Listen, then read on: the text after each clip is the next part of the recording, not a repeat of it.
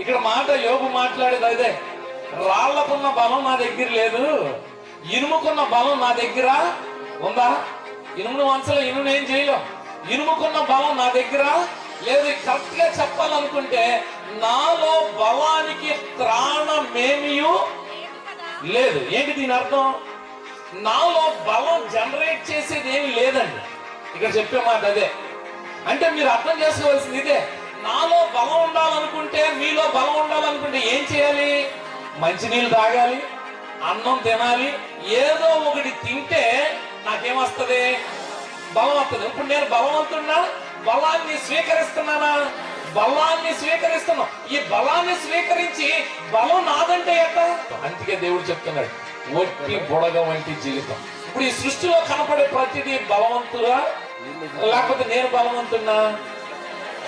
సృష్టిలో కనపడిన దేవుడు సృష్టించిన ప్రతిదీ దాంట్లో బలం ఉంది.